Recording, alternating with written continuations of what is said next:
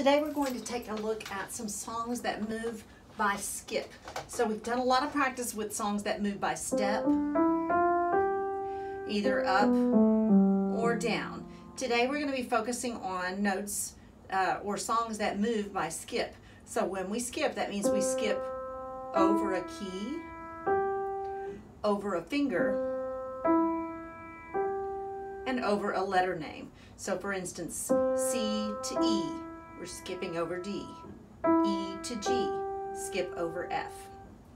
Now we're going to start with this song Hopscotch. And if you look at the top of the page here, you'll notice it says skips on the staff. So it's also important for us to recognize when notes are moving by skip on the staff. The way we can tell that is by looking at the notes and determining if the note moves from a line up to the very next line, or a space up to the very next space, or a line down to the very next line, or a space down to the very next space. That's how we can tell that notes are moving by skips. And we also call a skip an interval of a third. So for Hopscotch, I'm going to play left hand only. I'm going to start with my left hand thumb on middle C, line those fingers up 1, 2, 3, 4, 5, so that my pinky is on bass F, and that's the note that I will start on.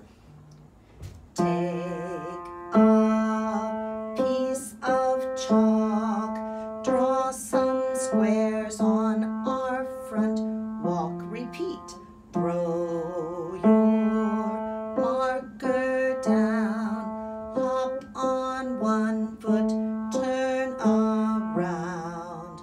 That's how we play Hopscotch. So let's look at the back of that piece, Rise and Shine. The same principle here, but we're going to use the right hand only since all my notes are in the treble clef. So right hand thumb on middle C, I'm going to set those fingers up 1, 2, 3, 4, 5, even though I'm only going to be using fingers 1, 3, and 5 since I'll be moving by skip. So let's try it. 1, 2, ready, go. When it's 6 o'clock, Mom comes in but doesn't knock. Repeat. She says, rise and shine, but I hope she'll change her mind. And that's Rise and Shine. So let's take a look now at a couple of songs that are a little more difficult. Skipping Stones is the first one that we'll try. We're going to play with both our right hand and our left hand in this piece, although they won't be playing at the same time. And our hand setup for this one is a little bit different. So I'm going to start with my right hand thumb set up on middle C. We're used to that. My left hand thumb, if you'll notice down here at square 5, is going to be on the note B. So B is right next to C. So instead of my thumbs sharing middle C, my left hand thumb will be down one key. And I can just line my fingers up like that and my hands are in position. When the notes are in treble clef, I'm going to play with my right hand. When they're in bass clef, I'll play with my left hand. This song is a little tricky because we start off with some skips, but when we get to If You Please, we're actually going to move my step there. 2, 3, 4, or D, E, F. Same thing when we get down here to measure 7.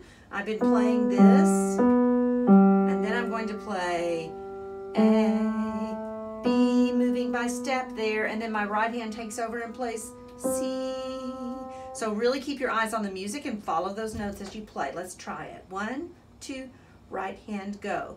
Choose a stone and toss it if you please. 2, 3, left hand, watch it skip across the lake with right hand ease. 2, 3, repeat.